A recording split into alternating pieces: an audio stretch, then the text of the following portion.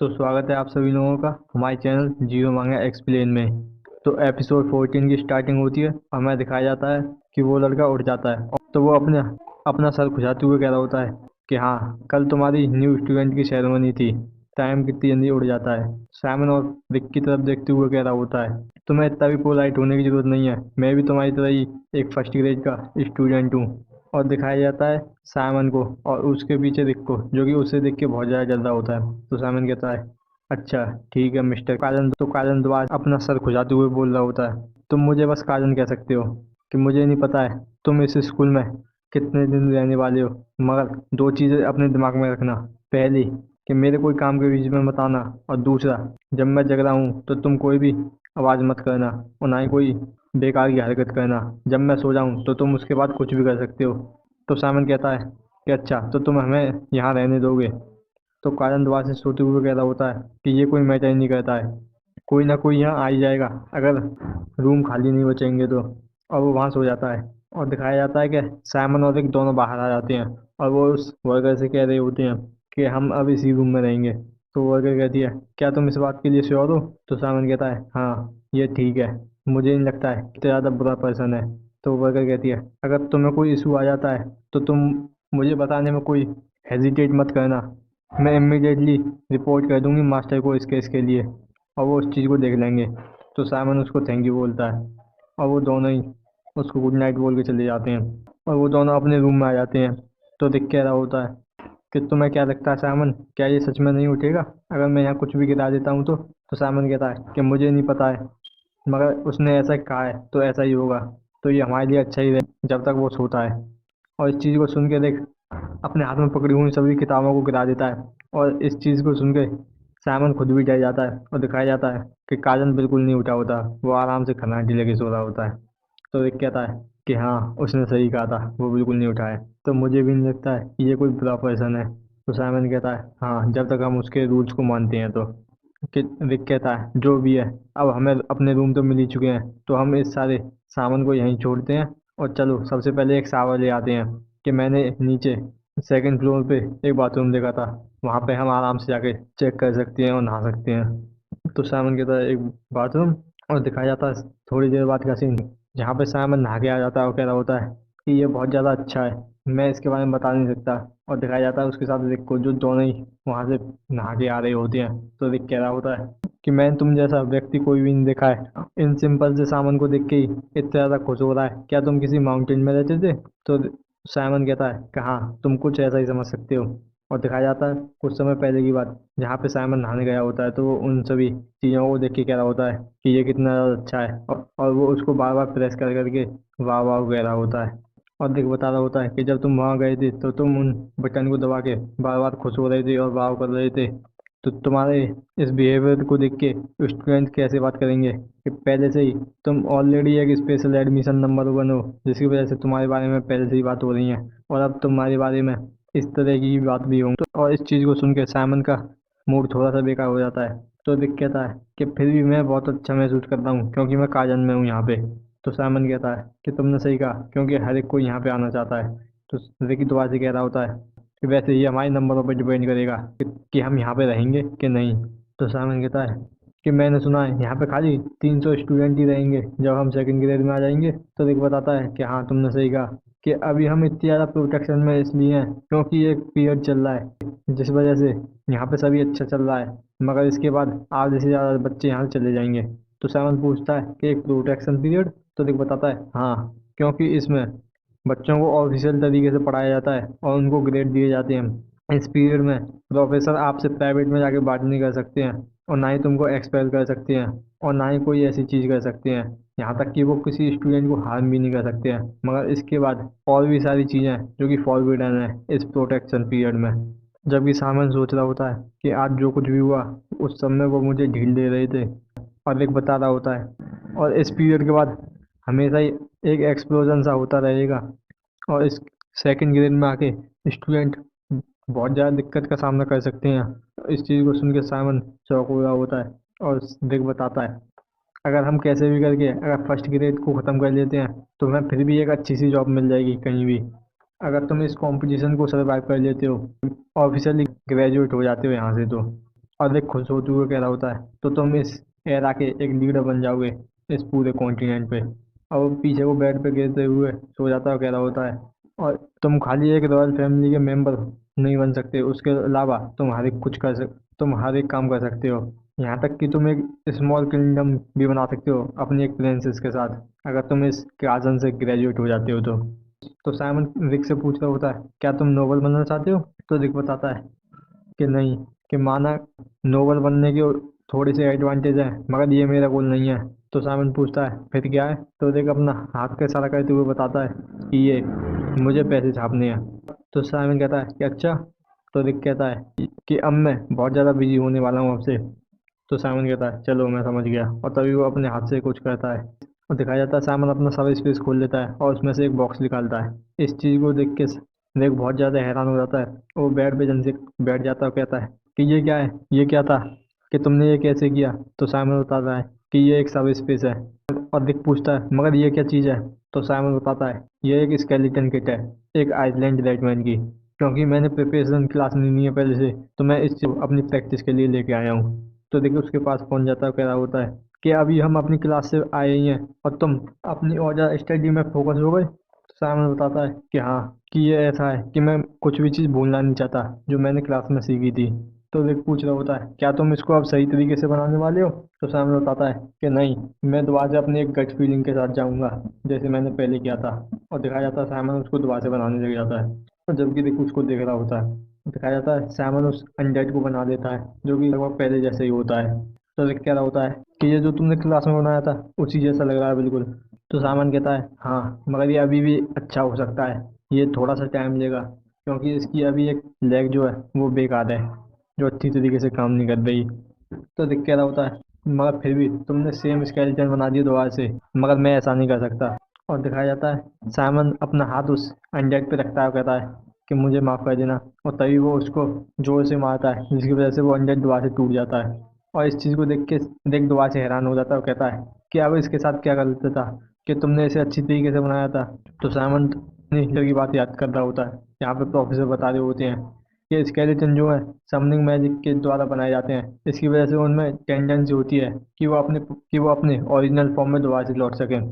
और इसका official name है रिस्टोरिंग फोर्स। और इसी चीज़ को याद करके साइमन दोबारा से फोकस कर रहा होता है और कह रहा होता है अगर मुझे याद है कि मैंने ये किस तरीके से बनाया था तो ये असेंबल इतना भी बुरा नहीं होगा। तो वो अपनी आंखें खोलता है और बोलता है रिस्टोर। और दिखाया जाता है कि सारे हड्डियों के पार्ट दोबारा से जुड़ने लग जाते हैं और वो अंडर दोबारा से कंप्लीट हो जाता है बन के। और इस चीज़ को देख थोड़ा सा खुश होता है, कह रहा होता है कि हाँ दोबारा से पहले जैसा ही लग रहा है। तो साइमन कहता है सच में, तुम्हारे इसके लिए थैंक यू। और दिखाया जाता है रिक को नींद आने लग जाती है और वो कहता है कि तुम ऐसा कैसे कर सकते हो, तुमने इसकी प्रिपरेशन क्लास भी नहीं ली है। चलो ठीक है, कि मुझे बहुत ज़्यादा नींद आ रही है, कि ये पहले से ही लेट हो चुका है, कि तो मुझे सो जाना चाहिए। और तुम्हारा क्या साइमन? तो साइमन कहता है मैं इसको एक आध बार और करना चाहता हूँ। तो रिक कहता है अच्छा, तो ठीक है, पहले मैं ही सोने चला जाता हूँ, तुम सो जाना। और एक सोने के लिए जाने लग जाता है और पूछ रहा होता है कि कल हमारी पहली क्लास किसकी है? तो साइमन बताता है कि कल डार्कनेस डायनामिक्स की क्लास। और यहीं पे हमारा एपिसोड 14 खत्म हो जाता है। तो स्वागत है आप सभी लोगों का हमारे चैनल जीरो मांगा एक्सप्लेन में। तो जीनियस नेक्रोमेंसर के एपिसोड 15 की स्टार्टिंग होती है और हमें दिखाया जाता है सीन जहाँ पे रिक सोने चला जाता है, जहाँ पे साइमन वहीं बैठ के अपनी आय की स्टडी कर रहा होता है, कह रहा होता है कि चलो अब इस बार मैं डायग्राम के साथ ही चलता हूँ। अब मुझे इसके घुटने चेंज करने की ज़रूरत है, इसको ऐसे घुमाना होगा। और ये जो है रेडमैन की बोन है, तो इसका मतलब ये लगभग इंसानों जैसी है और मैं इसको इस तरीके से यूज़ कर सकता हूँ। और साइमन इन सभी एक्सपेरिमेंट को करके उन सभी को रिकॉर्ड लिख रहा होता है कि वे किस तरीके से काम कर रहे हैं। और हमें बताया जाता है कि जो फार्मूला हमें लिखे गए हैं ये स्टैंडर्ड है एक नेक्रोमेंसर के, जो कि बहुत टाइम पहले बनाए गए थे। तो इनको बहुत ज़्यादा ट्रायल के बाद और एरर को फिक्स करने के बाद ये इस पॉइंट पे आए हैं कि ये एक फार्मूले की तरह बन गए हैं जिसको आसानी से यूज किया जा सके, जिस तरीके से मैं कर रहा हूँ अब। और हर एक चीज़ का एक अलग कारण होता है और उसका अलग मतलब होता है। तो अब मुझे समझ में आ रहा है कि जो हमारी पिछली जनरेशन थी नेक्रोमेंसर की वो कितनी ज़्यादा ग्रेट थी। और वो ये सभी बातें करते हुए अपने उस अनडेड को दबा से उसकी बोन्स को अलग अलग तरीके से जोड़ जोड़ के एक्सपेरिमेंट कर रहा होता है उस पर। और वो तभी उसके हाथ की बोन्स को चेंज करता है और कहता है क्या ये अभी भी अच्छा नहीं लग रहा है? तो ये कॉम्बिनेशन है, ये इतना भी अच्छा नहीं है। तो मुझे इन्हें दोबारा से अपने ओरिजिनल प्लेस पे रखना होगा। वो कह रहा होता है कि मुझे कोई मतलब नहीं है कि इसका जो स्ट्रक्चर है कितना रीजनेबल है, मगर इससे भी अच्छा कोई अरेंजमेंट हो सकता है तुम्हारे लिए, जिससे तुम आसानी से मूव कर सको। तो इसे मैं कैसे जल्दी सीख सकता हूँ। और वो अपनी वही किताब बंद कर देता है और कहता है अब मुझे अपनी रिसर्च और अच्छी तरीके से करनी पड़ेगी। वो अपने फादर को याद करता है और सोच रहा होता है कि जो फादर थे वो अपने स्केलेटन को यूज़ करते थे फील्ड में, वो स्केलेटन। और जबकि ऐसा लॉरेन ने भी किया था, जिसने अपने कंट्रोल से उन्हें स्केलेटन को बुलाया था। तो मैं कहाँ पे कमी छोड़ रहा हूँ उनके हिसाब से। चलो, मुझे अब अपनी नेक्स्ट क्लास का वेट नहीं हो रहा है, तो अब मुझे सुबह देखना चाहिए। और दिखाया जाता है सुबह की क्लास का सीन। यहाँ पे प्रोफेसर लेक्चर दे रहे होते हैं, बता रहे होते हैं कि जो डार्कनेस है वो फाउंडेशन है नेक्रोमेंसर का। तो इसलिए तुम्हें इस पर स्टेज लेने की जरूरत नहीं है इतनी ज़्यादा कि डार्कनेस इतनी ज़्यादा इंपॉर्टेंट है। और बताया जाता है इन प्रोफेसर का नाम होता है एरिक ओरा, जो कि डार्कनेस डायनेमिक्स के क्लास ए के प्रोफेसर हैं। और वो बताते हैं तो ये जो डार्कनेस है वो कैसे चमत्कार पैदा करती है इस ब्लैक मैजिक से। तो इसका आंसर ये है। तो हमें इस डार्कनेस को समझना होगा, इसके फ्लो को, इनके अंदर रूइन वर्ड्स को, और मैजिक सर्कल के मैकेनिज्म को। और इनका जो ओरिजिन है रूइन वर्ड का, वो उस इटर्नल बर्निंग टॉर्च से हुआ था, जो कि टेम्पल ऑफ डेल में थी पहले। और पहले वो फायर हमेशा ही जलती रहती थी, मगर उस पर कोई भी क्वेश्चन नहीं उठाता था। मगर फिर हमारे एंसेस्टर ने सोचा और उस पर डाउट किया कि ये किस तरीके से जलती रहती है। मगर एक दिन उन्होंने नोटिस किया कि इसकी जो राख है उससे कुछ लेटर बन रहे हैं उस टॉर्च पे, जिसकी वजह से वो फायर कभी नहीं बुझ रही, और इसी वजह से वो एक मिरेकल बन रही है। और यही स्टोरी है इन रूइंस वर्ड के ऊपर। और जो सॉर्सर और नेक्रोमेंसर थे, उन्होंने इस चीज़ को डिस्कवर किया था इन एंशियंट रूइन वर्ड को। उन्होंने बहुत सारे इम्प्रूवमेंट किए थे इस मॉडर्न रूइंस में, जो कि आज तुम देख रहे हो। और वो कुछ मैजिक सर्कल बताते हुए बता रहे होते हैं कि जो रूइन वर्ड्स होते हैं उसमें कुछ इम्प्रूवमेंट की जाती हैं इस तरीके से। और ये जो दो मैजिक सर्कल है वो एग्जाम्पल है कि किस तरीके से इन रूइन वर्ड को यूज़ किया जा सकता है। और ये जो तुम मैजिक सर्कल देख रहे हो ये एक्टिवेट नहीं हो सकता है।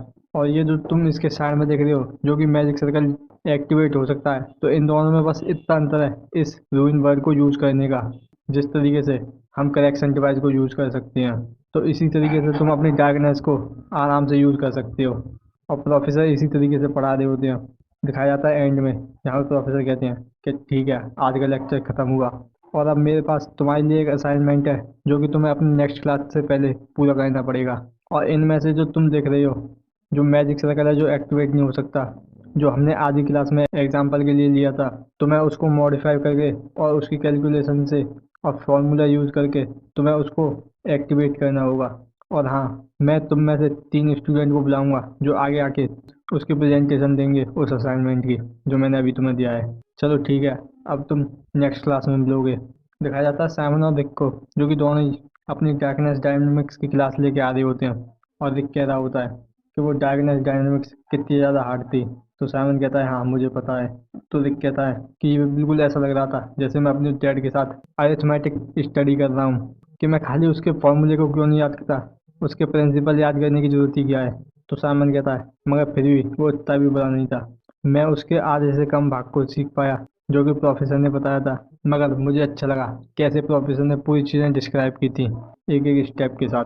और रिक कहता है साइमन मगर तुम काजन की हर एक चीज़ पसंद करते हो, यहाँ तक कि तुम सुबह बाथरूम में उस साबुन को भी देख के खुश हो रहे थे। तो साइमन उसको पीछे से थोड़ा सा मारता है, तो वो चिल्लाता है रिक और कहता है साइमन। और दिखाया जाता है वो दोनों ही ऐसे ही बात करते हुए जा रहे होते हैं और वो अपने डेस्टिनेशन पे पहुंच जाते हैं। और रिक पूछ रहा होता है कि साइमन क्या अब हमारी अगली क्लास है। तो साइमन बताता है कि वो मैजिकल कॉम्बैट ही है। रिक पूछता है और क्या हम वो क्लास यहाँ लेने वाले हैं और हमारे प्रोफेसर कहाँ हैं। तो साइमन कहता है कि मुझे नहीं पता है। तभी दिखाया जाता है जिमी विक्टोरिया को, जो एक तरफ इशारा करते हुए कह रही होती है कि वहाँ पे देखो वो क्या है। और दिखाया जाता है कि वहाँ पे बहुत ज़्यादा धूल उड़ रही होती है और आवाज़ आ रही होती है। तो सभी बात कर रहे होते हैं कि ये क्या हो रहा है वहाँ पे, और ये ज़मीन इतनी ज़्यादा क्यों हिल रही है। तभी दिखाया जाता है वहाँ से कुछ जानवर आते हैं और दिखाया जाता है वो हिप्पो होते हैं। और वो उन सभी स्टूडेंट के चक्कर लगाने लग जाते हैं और सभी बच्चे डर जाते हैं और कह रहे होते हैं कि ये हिप्पोज यहाँ क्या कर रहे हैं, कि यहाँ चल क्या रहा है। और तभी दिखाया जाता है कोई हंसता है और कहता है कि न्यू स्टूडेंट तुम्हारा वेलकम यहाँ पे। और दिखाया जाता है एक लड़के को जो कह रहा होता है जो प्रोफेसर होंग पेंग है वो अपनी क्लास उस रोक माउंटेन पे लेंगी। और दिखाया जाता है कि वो लड़का उस हिप्पो पे बैठा हुआ होता है और वो कहता है कि सभी बच्चे इन हिप्पो के ऊपर आ जाओ। तो रिक साइमन के पास जाके धीरे से कह रहा होता है कि ये इतना ज़्यादा सरप्राइजिंग नहीं है क्योंकि जो मैजिकल कॉम्बैट के प्रोफेसर हैं वो बहुत ज़्यादा फेमस हैं इस काजन में, और मैंने सुना है, और वो हमेशा ही ऐसा ही करती हैं कि वो अपनी क्लासेस इन रोक माउंटेन पे ही लेती हैं। साइमन कहता है क्या सच में? और तभी दिखाया जाता है एक बच्चे चिल्लाते हुए कहता है क्या तुम हमें ये कह रहे हो कि हम इनके ऊपर बैठे हैं? इसके ऊपर कुछ कपड़ा भी नहीं है जिसके ऊपर हम आराम से बैठ सकते हैं, तो सबसे पहले उसे लेके आओ। और तभी दिखाया जाता है वो लड़का खड़ा हो जाता है और अपने पैरों में डार्कनेस लेके आता है और वहीं से ही उड़ के उस स्टूडेंट के ऊपर लैंड करता है, जिसकी वजह से उसके लग जाती है। और वो कह रहा होता है कि तुम्हारी हिम्मत कैसे हुई मेरे साथ ऐसा करने की, कि हम काजन के स्टूडेंट हैं, कि तुम एक लोनली सर्वेंट? तो वो लड़का कहता है क्या सर्वेंट? कि तुम जैसे बच्चों की हिम्मत कैसे हुई इस तरीके से बुलाने की, कि तुम्हें मुझे ता कहना चाहिए ना कि एक सर्वेंट? तो वो लड़का माफी मांगते हुए कह रहा होता है कि मुझे माफ कर दो मिस्टर ता। और तभी साइमन कह रहा होता है कि ये बिल्कुल भी चेंज नहीं हुए। तो दिख बताता है कि हाँ, बस तुम ही इन नोबल्स में सबसे ज्यादा एक्सेप्शनल हो जो कि इन सभी में अलग है। तो मिस्टर ता दोबारा से बोलता है कि हम अपने शेड्यूल से थोड़ा सा लेट हैं, तो सभी जने जल्दी से इन पोज के ऊपर बैठ जाओ, और तो इन पे 3 बच्चे बैठ सकते हो एक पे। तो सभी उस पर चढ़ने लग जाते हैं और दिखाया जाता है साइमन और एक दोनों चढ़ जाते हैं। और दिखाया जाता है उनके पीछे एक लड़की को जो उस हिप्पो पे चढ़ने की कोशिश कर रही होती है, और दिखा से बोलता है कि ये जो हिप्पो हैं इतने बड़े हैं कि इन भी बड़ी मुश्किल से चला गया है। और तभी साइमन उस लड़की को देखता है जो उस पर चढ़ने की कोशिश कर रही होती है। तो मिस्टर ता कहता है चलो ठीक है, सभी इस पे चढ़ गए तो हम चलने वाले हैं। तो लड़की कहती है रुको। तो साइमन अपना हाथ बढ़ाता है और कहता है क्या तुम्हें हेल्प की जरूरत है? तो वो अपना हाथ कर देती है। तो साइमन उसको पकड़ के खींच देता है ऊपर। तो मिस्टर ता बोलता है चलो ठीक है, जल्दी से टाइट करके पकड़ लो और हम चलने वाले हैं। और जैसे ही वो चलने का इशारा करता है तो सारे हिप्पो एक संग भागने लग जाते हैं, और जबकि सभी स्टूडेंट चल रहे होते हैं। और दिखाया जाता है उस लड़की के बाद जो कि साइमन के मुंह पे जाके लगते हैं। और एक लड़का कह रहा होता है कि मिस्टर ता कि मैं इस पे से गिरने वाला हूँ, जल्दी से मुझे पकड़ लो। तो मिस्टर ता बोलता है कि अपने इस स्ट्रॉन्ग विल के साथ इस ट्रेनिंग को करो जल्दी से। अगर तुम यहाँ पे से गिर जाते हो तो तुम इस हिप्पो की वजह से मर जाओगे, और ऐसे इंसिडेंट साल में एक आध दो होते ही रहते हैं। और इस चीज़ को सुनकर सभी बच्चे जो कि बहुत बुरी तरीके से डर जाते हैं और कह रहे होते हैं कि मुझे माफ़ कर दो, या हमें जल्दी से यहाँ से उतार दो और मेरी हेल्प करो। तो मिस्टर ता कहता है मगर लोग क्या सोचेंगे कि काजन के स्टूडेंट एक हिप्पो के ऊपर भी नहीं बैठ सकते। वहीं पे हमारा एपिसोड खत्म हो जाता है। तो स्वागत है आप सभी लोगों का हमारे चैनल जियो मांगा एक्सप्लेन में। तो जीनस नेक्रोमेंसर के एपिसोड 16 की स्टार्टिंग होती है और हमें दिखाया जाता है कि सभी स्टूडेंट प्रोफेसर के बताए हुए उस जगह पे पहुंच जाते हैं, और जबकि सभी स्टूडेंट उन लाइनों पे बैठ के आए होते हैं जिनकी वजह से उन सभी की हालत खराब हो जाती है और सभी वो इधर से उधर पड़े होते हैं। और दिखाया जाता है एक लड़का उन सभी को पानी दे रहा होता है, और जिससे सभी स्टूडेंट को राहत मिलती है और उसको थैंक यू बोल रहे होते हैं। और लिख कह रहा होता है कि ये अच्छा है कि ये यहाँ पे सभी को पानी दे रहे हैं। तो सामन कहता है हाँ मुझे पता है। और तभी दिखाया जाता है कोई कहता है कि तुम सभी का मेरी क्लास में स्वागत है। और इस बात को सुन के ये तीनों ही शौक हो गए होते हैं, क्योंकि वो बात बिल्कुल एक बच्चों की तरह कही गई होती है, बिल्कुल हकलाते हुए। और दिखाया जाता है प्रोफेसर को जो कहनी होती है कि मेरा नाम है होंग पेंग, और मैं तुमको मैजिकल कॉम्बैट क्लास की टीचिंग दूंगी इस सेमेस्टर के लिए। और हमें बताया जाता है कि एक मॉन्स्टर जो कि बहुत बड़ा था और उसके बहुत सारे सिर थे और जिसका नाम था कुंडर हाइड्रा, उस मॉन्स्टर को प्रोफेसर होंगपेंग ने 5 दिन और रात तक लड़ाई करी थी। जब उसके बाद उसके 100 सरों को गिरा दिया था और एक बहुत तगड़ी जीत हासिल करी थी उसके साथ। और प्रोफेसर कहती हैं कि चलो ठीक है, सभी खड़े हो जाओ और 4 लाइनों में बट जाओ। और जैसे ये बात कहती हैं तो किसी भी बच्चे की ये बात समझ में नहीं आती, क्योंकि वो अखला के बोल रही होती हैं। तो उनके पीछे खड़ा हुआ असिस्टेंट बोलता है कि सभी 4 लाइनों को फॉर्म कर लो जिससे आसानी से चला जा सके। तो सभी 4 लाइनों में आ जाते हैं। तो प्रोफेसर बोलते हैं दोबारा से चलो ठीक है, अब हमें चलना चाहिए। और जब भी साइमन सोच रहा होता है मगर अभी तो हम यहाँ पर आए हैं, वो भी लाइनों पर बैठ के, मगर अब कहाँ जाना है। और तभी दिखाया जाता है प्रोफेसर भागने लग जाती हैं और बोल रही होती हैं कि तुम्हारा अब मैजिकल कॉम्बैट का बेसिक शुरू होता है इस फिजिकल फिटनेस से। चलो ठीक है, मेरे पीछे दौड़ के आओ। और जबकि साइमन सोच रहा होता है कि ये बहुत ज़्यादा अमेजिंग है, ये इस तरीके से कैसे भाग सकती हैं जबकि हमारे पास भी 2 हाथ और 2 पैर हैं, बिल्कुल इन्हीं की तरह। मगर ये जो प्रोफेसर हैं वो बिल्कुल एक अनोदर लेवल पे हैं। तो प्रोफेसर बता रही होती हैं कि जो बेसिक है मैजिकल कॉम्बैट क्लास के, उसमें तुमको अपनी बॉडी को स्ट्रेंथन करना है अपनी डार्कनेस की मदद से, और तुम सीखोगे कॉम्बैट स्ट्रेटजीज। क्योंकि एक नेक्रोमेंसर जो मेनली यूज करता है मैजिकल कॉम्बैट उसको कहा जाता है बैटल नेक्रोमेंसर। और जब तुम एक ऐसे सर्टेन लेवल पे पहुंच जाओगे अपनी ट्रेनिंग से जिसमें जो डार्कनेस है वो तुम्हारी बॉडी के बाहर फ्लो होगी, बिल्कुल सॉफ्ट सिल्क की तरह, और वो जो डार्कनेस है वो फॉर्म ले लेगी एक बिल्कुल कपड़े की तरह जैसा हम पहनते हैं, और उसको बोला जाता है एक डार्क रॉब। और ये एक स्किल है जो कि बैटल नेक्रोमेंसर की होती है। और यहाँ पे बहुत सारे पेड़ हैं, तो तुम ध्यान से आना। और दिखाया जाता है रिक को, जो पीछे से चिल्ला रहा होता है कि मैं बच्चों से बहुत ज़्यादा जेलस करता हूँ जिनके पास टैलेंट है मैजिकल कॉम्बैट का। साइमन कहता है टैलेंटेड किड्स, और वहां से वो बड़ी तेजी से जा रहे होते हैं भगते हुए। और तभी रिक दोबारा से कहता है कि क्या साइमन, क्या तुम ठीक हो? तो साइमन कहता है हाँ मैं अच्छा हूँ। तो रिक दोबारा से हाँफते हुए कह रहा होता है कि तुम इतनी दूर भग के आए हो मगर फिर भी इतनी अच्छी तरीके से कैसे ठीक हो सकते हो? साइमन कहता है क्योंकि जो मेरा होम टाउन था उसमें भी बहुत सारे माउंटेन थे, और मुझको यहाँ पे दौड़ने में बहुत अच्छा लग रहा है जब मैं इस तरीके से दोबारा से दौड़ा हूँ जैसा मैं अपने माउंटेन्स पे दौड़ा करता था बहुत समय पहले। और दिक दोबारा से कहता है कि तुम सच में एक मॉन्स्टर हो, मैं तुमसे बहुत जेलस करता हूँ। और जबकि प्रोफेसर होंगपेंग इन्हीं को देख रही होती है, सभी बच्चों को, और वो सभी एक पहाड़ी पे आके रुक जाते हैं। और दिखाया जाता है कि उस पहाड़ी के नीचे पानी होता है। और प्रोफेसर रुक के बोलती हैं कि चलो ठीक है, अब हमें इस पहाड़ पे से उस दूसरे पहाड़ पे जंप मारना है अपनी डार्कनेस की मदद से। और जबकि स्टूडेंट पूछ रहे होते हैं क्या हमें इस पार से उस पार अपनी जंप मार के जाना है खाली, मगर हम ये कैसे करेंगे? तो प्रोफेसर उनको समझा रही होती हैं कि तुम बस एक लिटिल ट्रिक लगा के उसको आराम से कर सकते हो। जैसे तुम डार्कनेस को अपने हाथों पे लेके आते हो, उसी तरीके से अगर तुम अपने पैर के तलवों पे ले आओगे उसको, तो तुम इसे आसानी से पार कर सकते हो। चलो इसे ध्यान से देखो, अब मैं इसे करके दिखाती हूँ। और वो अपने पैरों में डार्कनेस ले आती हैं, वो अपने पैरों पे डार्कनेस लाने के बाद एक छलांग लगाती हैं ऊपर को। और वो दिखाया जाता है वो बहुत ऊंची उड़ जाती हैं। और प्रोफेसर कह रही होती हैं अगर तुम इसको इस तरीके से करोगे तो तुम आराम से कुछ भी कर सकते हो और इतना ऊंचा उड़ भी सकते हो। और सभी ने इसको देख लिया होगा कि ये मैंने कैसे किया है। और जब तुम जंप करोगे तो तुम्हें अपनी डार्कनेस को अपने पैरों पे लेके आना होगा जो कि तुम्हारे अंदर है, और बिल्कुल एक स्प्रिंग की तरह तुम आसानी से उड़ सकते हो। तुम्हें बिल्कुल ऐसा ही महसूस होगा कि तुम अपनी डार्कनेस की मदद से अपने पैरों पे स्प्रिंग ले आए हो, और तुम आसानी से उड़ के इस तरफ से उधर पहुंच जाओगे। और वो इसे कहने के बाद वहां से छलांग लगा देती हैं दूसरे पहाड़ पे, और वहां पे जाके लैंड हो जाती हैं। और वहां से कहती हैं चलो ठीक है, अब जैसे मैंने किया था बिल्कुल इसी तरीके से करो और इस पहाड़ पे आ जाओ। और इस बात को सुन के तुरंत ही कुछ स्टूडेंट प्रोफेसर की तरह ही वहां से जंप लगाने के लिए चले जाते हैं, और वो वहां से जंप लगा देते हैं। और दिखाया जाता है कुछ गिरते हुए पहुंचते हैं, कुछ खड़े, और कुछ ठीक तरीके से लैंड कर जाते हैं, जबकि कुछ एक आध बचे ही होते हैं। और प्रोफेसर कह रही होती हैं अगर तुमने इसको थोड़ा सा देर कर दिया होता इस डार्कनेस को रिलीज करने में तो ये तुम्हारे लिए डेंजरस हो सकता था। तो ध्यान रखना अगली बार से तुम्हें इससे थोड़ा सा पहले रिलीज करना अपनी डार्कनेस को। और दिखाया जाता है बच्चों की हालत कुछ की खराब हो जाती है। वो कह रहा होता है थैंक यू प्रोफेसर। और जबकि साइमन सोच रहा होता है कि स्प्रिंग डार्कनेस से वो भी, और वो इसी तरीके से सोच रहा होता है और कह रहा होता है। और एक इस बात को सुन के थोड़ा सा परेशान हो जाता है और कह रहा होता है कि साइमन तुम बहुत ज्यादा ओवर थिंकिंग कर रहे हो और ये तुम्हें और ज्यादा हार्ड बना देगा। चलो ठीक है, तुमसे पहले अब मैं जा रहा हूँ। और दिखाया जाता है देख वहां से छलांग लगा देता है। और जबकि साइमन कह रहा होता है कि ध्यान से जाना देख, और जैसे ही देख छलांग लगाता है दिखाया जाता है उसके पीछे से हेक्टर जो कि उससे भी तेज निकल जाता है और वहां जाके लैंड कर जाता है। और जबकि देख जो है गिर जाता है वहां जाके लैंड करने में।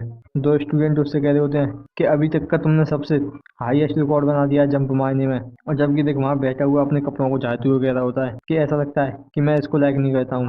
और देख वहां से बैठा हुआ चिल्ला रहा होता है क्या साइमन तुमने मुझको देखा, तुमको भी बिल्कुल इसी तरीके से करना है, जल्दी से आ जाओ। और जबकि साइमन सोच रहा होता है जो प्रोफेसर ने कहा था, और उसे कहने के बाद वो भी दौड़ लगा देता है और अपने पैरों पे डार्कनेस लाके वहां से जैसे ही छलांग मारता है तो देख चिल्ला रहा होता है कि ये बहुत ज्यादा अमेजिंग है साइमन। और जैसे ही आके बिल्कुल सेफ तरीके से लैंड करता है और देख खड़ा हो जाता है और चिल्लाते हुए कह रहा होता है कि ऑसम, तुमने अभी तक का सबसे हाईएस्ट जंप मारा है। और इस चीज को सुन के साइमन भी खुश हो जाता है, और प्रोफेसर के साथ सभी स्टूडेंट भी उसे देख के शौक में होते हैं कि इतना बड़ा जंप। और प्रोफेसर कह रही होती है साइमन से कि तुमने बहुत अच्छा काम किया है। और जब ये दिखाया जाता है साइमन और रिक को जो बहुत ज्यादा खुश हो रहे होते हैं, और जब ये हेक्टर बहुत ज्यादा गुस्से में होता है तो प्रोफेसर होंगपेंग कह रही होती है चलो अच्छा है कि ऐसा लगता है कि सभी ने वहां से उस पहाड़ पे से यहाँ पे क्रॉस कर लिया है, और जो स्टूडेंट नीचे गिर गए हैं हम उनका थोड़ी देर तक इंतजार करेंगे यहीं। जब वो यहाँ आ जाएंगे तो हम अपनी नेक्स्ट अरीना में चलेंगे। तो साइमन खुश होते हुए कह रहा होता है ठीक है प्रोफेसर। वहीं पे हमारा एपिसोड 16 खत्म हो जाता है। तो स्वागत है आप सभी लोगों का हमारे चैनल जियो मांगा एक्सप्लेन में। तो एपिसोड 17 की स्टार्टिंग होती है। तो देख क्या रहा होता है साइमन से कि जब तक हम चल रहे हैं क्या तुम इसे देख सकती हो? तो साइमन पूछ रहा होता है मगर ये है क्या चीज़? तो देख बता रहा होता है ये उन स्टूडेंट की लिस्ट है जिनको हमें अपने ग्रुप में लेना चाहिए अपनी क्लास में, क्योंकि अगले हफ्ते से ही जो है ग्रुप क्लासेस शुरू हो जाएंगी। तो मुझे लगता है हमें पहले से ही रेडी रहना चाहिए। और मैं सब इन सभी का नाम और उनकी स्ट्रेंथ और उनकी पर्सनैलिटी पहले से ही लिख के तैयार करनी है। तो साइमन इस चीज़ को देख के इम्प्रेस हो जाता है और कह रहा होता है कि ये बहुत ज़्यादा इम्प्रेसिव है, ये तुमने सारी रिसर्च इतनी जल्दी कैसे कर ली और तुम पे टाइम कब था इतना। तो रिक कहता है कि ये हमारा एक ट्रेडिंग सीक्रेट है। और साइमन सोचने लग जाता है कि जब मैं अपने लेक्चर को मुश्किल से कंप्लीट ही कर पाया था, जब इसने ये इस तरह की और जब इसने मैनेज कर लिया कि ये इन सारी चीज़ों को रिसर्च कर सके और इनके बारे में पता कर सके, तो इसलिए ये मेरे पास आया था, ना कि हेक्टर के पास। क्योंकि पहले ही इसने हमको ऑब्जर्व कर लिया था कि इसको किसके पास जाना चाहिए, या हेक्टर के पास या मेरे पास। तो साइमन पूछ रहा होता है चलो ठीक है, तो अपना ओपिनियन बताओ इस रिसर्च के ऊपर, तुम्हें क्या लगता है इन बच्चों के बारे में।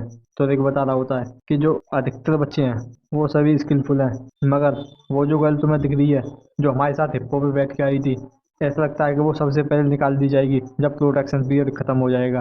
क्योंकि अभी जो सभी बच्चों ने जंप मारी थी उस पहाड़ पे से, उसमें से खाली 2 बच्चे गिरे थे, और उनमें से एक लड़की ये है जो कि बिल्कुल इस तरीके से है। तो सामने कह रहा होता है कि अच्छा। तभी दिखाया जाता है प्रोफेसर होंगपेंग को, जो सभी स्टूडेंट्स, जब हम पहले से ही धीमे हो चुके हैं तो तुम्हें नहीं लगता है कि हमें कुछ देर के लिए दौड़ना चाहिए। और वो इसे कहने के बाद भागने लग जाती हैं। और इस बात को सुन के सभी स्टूडेंट हैरान हो जाते हैं और कह देते हैं क्या, कि हमने सोचा था हमें थोड़ा सा ब्रेक मिलेगा।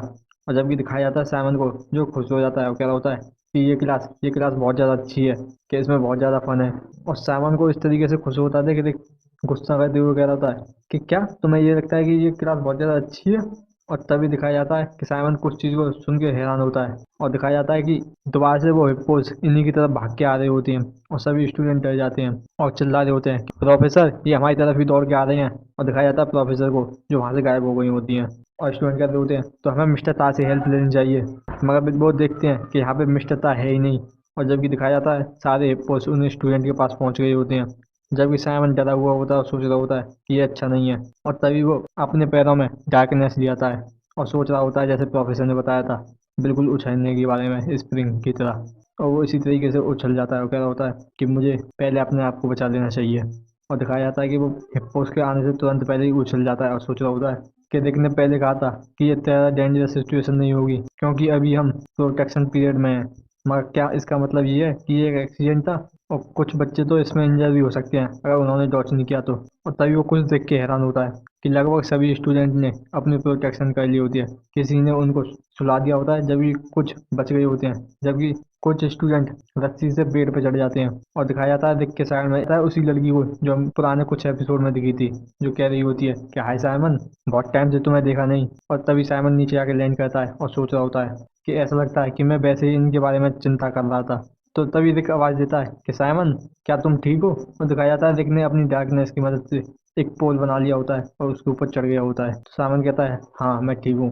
और जबकि साइमन वहाँ बैठा सोच रहा होता है कि सच में मैं बहुत ज़्यादा चिंतित हो गया था इस चीज़ के लिए, और मैं ये बिलीव नहीं कर सकता हूँ कि मैं इन जैसे हज़ारों बच्चों के साथ compete करूँगा अपनी क्लास में। जबकि रिक नीचे उतर आता है और पूछ रहा होता है साइमन से, क्या तुम सच में ठीक हो, तुम इससे बहुत ज़्यादा डर गए हो, इसके बारे में इतना भी मत सोचो। वो जो सारे हिप्पोज थे वो प्रोफेसर होमपेंग के कंट्रोल में थे। जबकि साइमन इस चीज़ को सुन के शॉक होता है और कह रहा होता है क्या सच में। तो रिक बताता है हाँ, क्योंकि वो मास्टर है मैजिकल कॉम्बैट की, मगर वो फिर भी अपनी पावर यूज़ कर पाती हैं अपनी ब्लड लाइन की। जब मैं इस पुल पे ऊपर चढ़ा हुआ था तब मैंने देखा था, जब कुछ बच्चे थे जो कुछ नहीं कर पाए थे, तो जो हिप्पो थे उनके साइडों में निकल के जा रहे थे। तो साइमन कहता है अच्छा। तभी दिखाया जाता है कि वहाँ मिस्टर ता आ जाता है, वो कह रहा होता है कि चलो ठीक है, कि हमारे पास ज़्यादा टाइम नहीं है यहाँ बैठने के लिए, तो जल्दी से खड़े हो जाओ।